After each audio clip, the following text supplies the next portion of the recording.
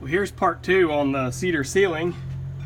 So part 1 I showed you guys, you know, it's all complete now. It was the easy part, actually. Well, easy, not really, because it was bigger, more cuts. But the joists were all running, you know, left to right here like they're supposed to be. Well, out here on the deck, the joists changed directions. So the joists are wanting to run to and from, so if I'm trying to nail my boards up here like this, I don't have anywhere to nail to. So what I had to do, I sat here on the deck, out here on the overhang. So what I did was I went through and just nailed up these 3/4 inch, or 1x2s, whatever they want to call them, basically to make artificial joists go in the proper direction to nail to.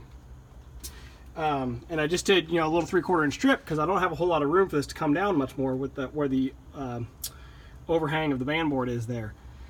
So I'm having to just try to fill the gap like that for now as best I can.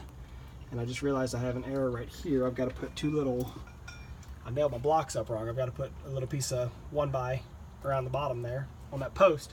So I have to notch around the post, which is a pain in the butt. But what really was a pain was getting over here. My framers didn't quite make the deck square. So you see, as we get right there to the end on that post, there's only about, I don't know, 1/4 inch of overhang after I put up my 3/4 inch fir strip. So I'm gonna have to, I just went ahead and, you know, just maintain the 3/4 all the way across so that it's level with the bottom of these extensions or these fir strips, whatever.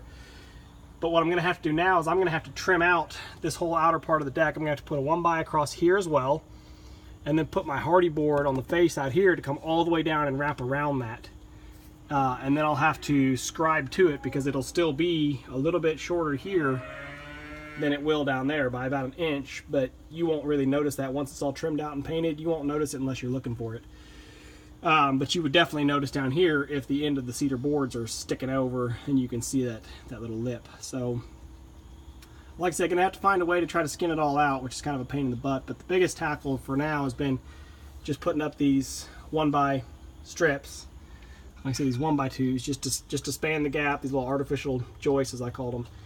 But I think I've got them all, except for those little 2 I got to put up. I've got them all up, so I'm going to start taking measurements and hopefully start putting up some of the ceiling board.